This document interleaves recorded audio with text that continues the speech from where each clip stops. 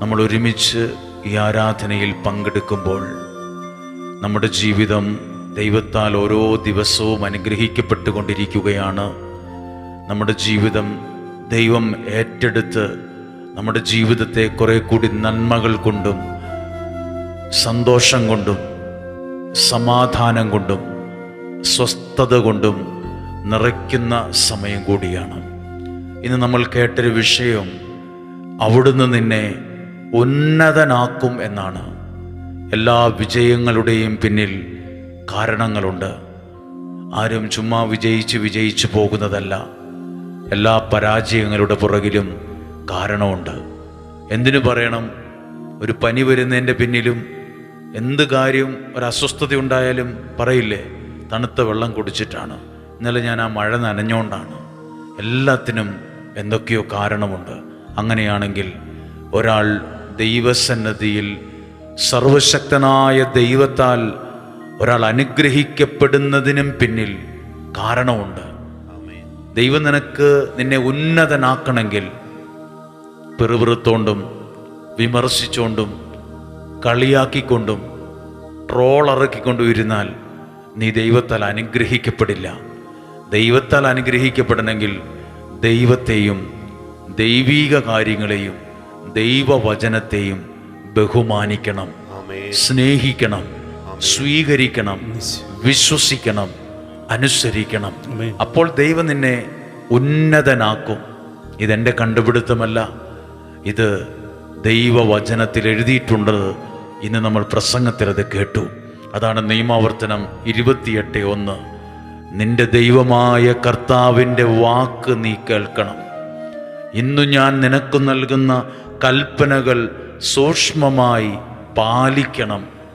അപ്പോൾ ദൈവവചനം സ്വീകരിക്കണം, വിശ്വസിക്കണം, അത് പാലിക്കണം. അവിടുന്ന് നിന്നെ ഭൂമിയിലെ മറ്റെല്ലാ ജനതകളെക്കാളും ഉന്നതനാക്കും. ഒരുപക്ഷെ പ്രഭാതത്തിൻ്റെ സമയത്തായിരിക്കും ഈ ആരാധനയിൽ നിങ്ങൾ പങ്കെടുക്കുന്നത്.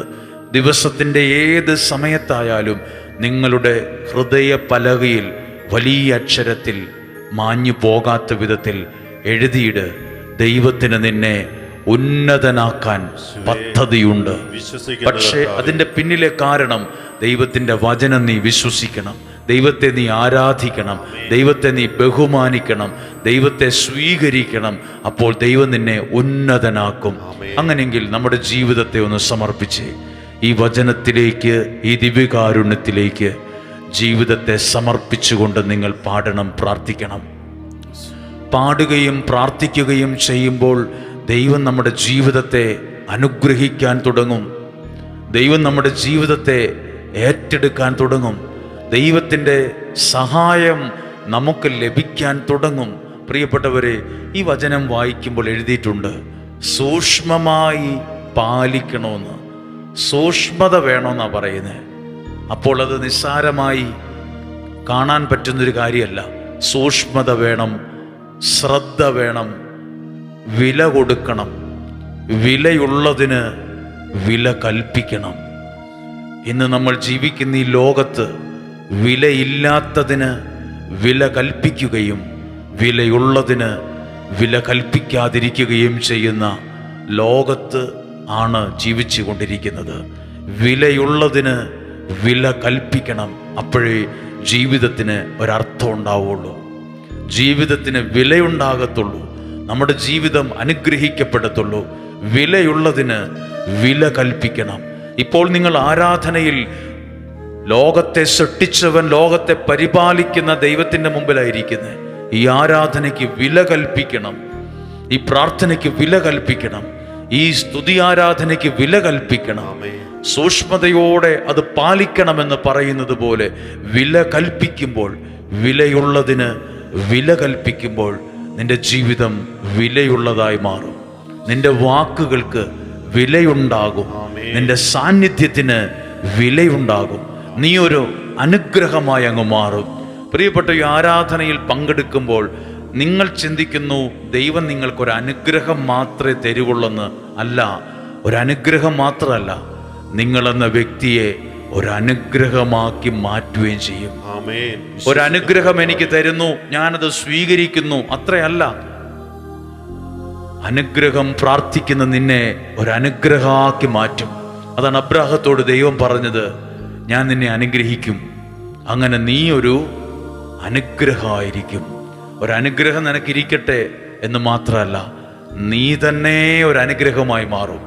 നിന്റെ കുടുംബം തന്നെ ഒരനുഗ്രഹമായി മാറും. നമ്മളാരും വേറൊരാൾക്ക് ശാപമോ കണ്ണുനീരോ ആകേണ്ടവരല്ല, അനുഗ്രഹം ആകേണ്ടവരാണ്. എന്നാൽ പലരും ഇന്ന് എത്തി നിൽക്കുന്നത് പലർക്കും തലവേദനയാണ്, പലർക്കും കണ്ണുനീരാണ്, പലരും ഒരു ശാപങ്ങളാണ്. അതൊക്കെ മാറണം. നിങ്ങൾ പലർക്കും അനുഗ്രഹമായി മാറണം. ആ രണ്ട് കരങ്ങളും ഒരിക്കൽ കൂടി സാധിക്കുന്നിടത്തോളം സാഹചര്യം പോലെ ഉയർത്തിപ്പിടിച്ച്, സാധിക്കുമെങ്കിൽ നിങ്ങളിരിക്കുന്ന ആയിരിക്കുന്ന പ്ലാറ്റ്ഫോമിലായിരുന്നുകൊണ്ട് ഒരു വീടിൻ്റെ അന്തരീക്ഷത്തിലായിരിക്കാം, ഒരുപക്ഷെ നിങ്ങൾ പല പ്രാർത്ഥനകളും സമർപ്പിക്കുകയായിരിക്കാം. ശാലോം ടെലിവിഷനിലൂടെ ഈ വിമലപാതയിൽ എന്ന വിമല ഹൃദയ പ്രതിഷ്ഠയ്ക്കൊരുങ്ങുന്ന ഈ അനുഗ്രഹീത ശുശ്രൂഷയിൽ ഞാൻ എഴുതി സമർപ്പിച്ച എല്ലാ നിയോഗങ്ങളും ഇപ്പോൾ ഓർക്കുന്നു. എൻ്റെ വീടിൻ്റെ അവസ്ഥയും സാഹചര്യവും കുറവുകളും വേദനകളും ദുഃഖങ്ങളും ഇല്ലായ്മകളും എല്ലാം സമർപ്പിക്കുന്നു. ദൈവവചനം പറഞ്ഞു, ഈ വചനത്തിൻ്റെ അനുസരിക്കുകയും കൽപ്പനകൾ പാലിക്കുകയും ചെയ്താൽ ഭൂമിയിലെ മറ്റെല്ലാ ജനതകളെയുംക്കാൾ മറ്റാരെയുംക്കാൾ ഈ പ്രാർത്ഥിക്കുന്ന ആരാധിക്കുന്ന നിന്നെ ദൈവം ഉന്നതനാക്കും. രണ്ട് കരങ്ങളെ നീട്ടിപ്പിടിച്ച് നമുക്കൊരു നിമിഷം നമ്മുടെ ഹൃദയത്തിൽ നിന്ന് അധരം തുറന്ന് ഒന്ന് സ്തുതിച്ച് പ്രാർത്ഥിക്കുന്നു. Hallelujah, hallelujah, hallelujah. യേശുവേ, ഹല്ലേലൂയ. നന്ദി പറയുന്നു, സ്തുതിക്കുന്നു, ആരാധിക്കുന്നു, മഹത്വപ്പെടുത്തുന്നു. പരിശുദ്ധാത്മാവേ, ദൈവപിതാവേ, യേശുവേ, നന്ദി പറയുന്നു, സ്തുതിക്കുന്നു. Hallelujah, hallelujah, hallelujah, hallelujah, hallelujah, hallelujah, hallelujah, hallelujah, hallelujah. യേശുവേ നന്ദി, യേശുവേ ആരാധന, യേശുവേ മഹത്വം. Hallelujah, hallelujah, hallelujah. ആരാധനയിൽ പങ്കെടുത്ത് പ്രാർത്ഥിക്കുന്ന നമ്മൾ ഇന്ന് ദൈവവചനം പ്രഘോഷിച്ച സമയത്ത് നിങ്ങൾ കേട്ടൊരു വചനമുണ്ട്. ഏത് ഇല്ലായ്മകളെയും ഏത് ശൂന്യതയെയും ദൈവം നിറയ്ക്കും. ഇല്ലായ്മകളെ മാറ്റും, ശൂന്യതയെ നിറയ്ക്കും. ആരാധനയിൽ പങ്കെടുക്കുമ്പോൾ ഈ വാക്കുകൾ ഹൃദയത്തിലേക്കൊന്ന് സ്വീകരിക്കുക. ഇല്ലായ്മകളെ മാറ്റും, ശൂന്യതയെ നിറയ്ക്കും. വിശുദ്ധ ഗ്രന്ഥം, വിശുദ്ധ ലൂക്കായുടെ സുവിശേഷം 5-ാം അധ്യായത്തിൽ ശിഷ്യന്മാർ മീൻ പിടിക്കാൻ പോയി. നിസ്സാരമായ ഒരു കാര്യമായി നമുക്കതിനെ കാണാം, എങ്കിലും അത് സുവിശേഷത്തിൽ എഴുതിയിട്ടുണ്ട്. നിസ്സാരമെന്ന് തോന്നുന്ന കാര്യം പോലും ഗൗരവത്തോടെ എഴുതാൻ എന്തോ ഒരു കാരണമുണ്ടല്ലോ. മീൻ പിടിക്കാൻ പോയ കാര്യമൊക്കെ ഈ പുസ്തകത്തിൽ എഴുതി നമ്മളത് വായിക്കുകയും കേൾക്കുകയും പഠിക്കുകയും ചെയ്യുന്നുണ്ടെങ്കിൽ, ഇതെഴുതി വച്ച പരിശുദ്ധാത്മാവ് ഈ ഇത്രയും നിസ്സാരമായ കാര്യം ഗൗരവത്തോടെ എഴുതിയിട്ടുണ്ടെങ്കിൽ എന്തോ കാരണമുണ്ട്. ആ കാരണമാണ് എല്ലാ വിജയങ്ങളുടെയും പിറകിൽ സർവശക്തന്റെ അനുഗ്രഹമെന്ന കാരണമാണ്. ശൂന്യതയെ നിറയ്ക്കും. അത് ദൈവത്തിൻ്റെ ഒരു പ്രത്യേകതയാണ്. ഇല്ലായ്മകളെ മാറ്റും, ശൂന്യതയെ നിറയ്ക്കും. നിന്റെ കുടുംബത്തിൻ്റെ വ്യക്തി ജീവിതത്തിൻ്റെ ഇല്ലായ്മകളെ മാറ്റും, ശൂന്യതയെ നിറയ്ക്കും. നിന്റെ വ്യക്തി ജീവിതത്തിലും കുടുംബത്തിലും പ്രാർത്ഥനകളിലും നിയോഗങ്ങളിലുമുള്ള ഇല്ലായ്മകളെ മാറ്റും, ശൂന്യതയെ നിറയ്ക്കും. മീൻ പിടിക്കാൻ പോയ ശിഷ്യന്മാർ ഒന്നുമില്ലായ്മയിലാണ് തിരിച്ചു വരുന്നത്, ശൂന്യമായ ഒരു വള്ളവുമായി. അതിനകത്ത് ഈ 2 വാക്കുണ്ട്: ഒന്നുമില്ലാത്തൊരവസ്ഥയും ശൂന്യമായ വള്ളവും. അതുപോലെ വള്ളം ശൂന്യമായതുപോലെ, ഒന്നുമില്ലാത്തതുപോലെ അവരുടെ മനസ്സും ഒന്നുമല്ലാതായി, ശൂന്യമായി. അപ്പോഴാ യേശു പറഞ്ഞത്, വള്ളത്തിൻ്റെ വലതുവശത്ത് വലയിടുക. ദൈവം കാണിച്ചു കൊടുത്തൊരു സ്ഥലം, ദൈവം കാണിച്ചു കൊടുത്തൊരു സ്ഥലമുണ്ട്. നിന്റെ ഇല്ലായ്മയും ശൂന്യതയും മാറാൻ ദൈവം നിനക്കും ഇതുപോലെ ചില നന്മകളെ കാണിച്ചു തരും. പത്രോസ് ശ്ലീഹായോട് പറഞ്ഞു, ഇങ്ങനെ ചൂണ്ടിക്കാണിച്ചിട്ട് പറഞ്ഞു, വലതുവശം. ചുമ്മാ വല എറിയാനല്ല പറഞ്ഞത്, കാണിച്ചു കൊടുത്തു, ചൂണ്ടിക്കാണിച്ച് അവിടെ ഇടാൻ പറഞ്ഞു. പ്രിയപ്പെട്ടവരെ, ഇതുപോലെ ആരാധനയിൽ പങ്കെടുക്കുമ്പോൾ എന്തൊക്കെയോ പ്രാർത്ഥിച്ചും എന്തൊക്കെയോ പാടിയും തീർന്നു പോവുകയല്ല. ഈ ആരാധനയുടെ സമയം ദൈവം നിനക്ക് നിന്റെ ജീവിതത്തിന് എന്നെ ചെയ്യണ്ടെന്ന് ചൂണ്ടിക്കാണിച്ചു തരും. ജീവിതം സ്റ്റക്കായി നിൽക്കുന്നവരുണ്ട്, ഇങ്ങനെ ഇടിച്ചു നിൽക്കുന്നത് പോലെ സ്റ്റക്കായി പോയവരുണ്ട്. സ്റ്റക്കായ സ്ഥലത്ത് നിന്ന് സ്റ്റാർട്ട് ചെയ്യുന്ന സമയമുണ്ട് ദൈവം ഒരുക്കും. ഒരുപാട് ജീവിതങ്ങൾ ഇങ്ങനെ സ്റ്റക്കായി പോയിട്ടുണ്ട്. അവരെയൊക്കെ ദൈവം ചൂണ്ടിക്കാണിച്ച് വഴികൾ തുറന്ന് വീണ്ടും റീസ്റ്റാർട്ട് ചെയ്തിട്ടുണ്ട്. പ്രിയപ്പെട്ടവരെ, സ്റ്റക്കായ സ്ഥലത്ത് നിന്ന് ദൈവം സ്റ്റാർട്ട് ചെയ്യുന്നൊരു സമയമാണ്. യേശു പറഞ്ഞു, വലതുവശത്ത് ഒരു സ്ഥലം കാണിച്ചു കൊടുത്തു. ഇതുപോലെ ആരാധനയിൽ ദൈവം നിനക്ക് നന്മയെ കാണിച്ചു തരും, അനുഗ്രഹത്തെ കാണിച്ചു തരും.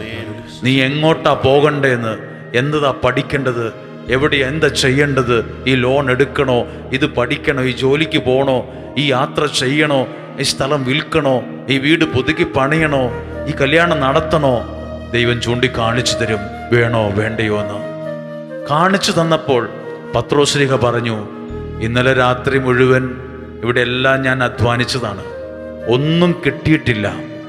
ഉറക്കം പോയത്, ഉറക്കളച്ചത് മാത്രം മിച്ചം. ശരീരം ക്ഷീണമാണ്, ഒട്ടും ഉറങ്ങിയിട്ടില്ല. അപ്പോൾ യേശു പറഞ്ഞൊരു വാക്കുണ്ട്,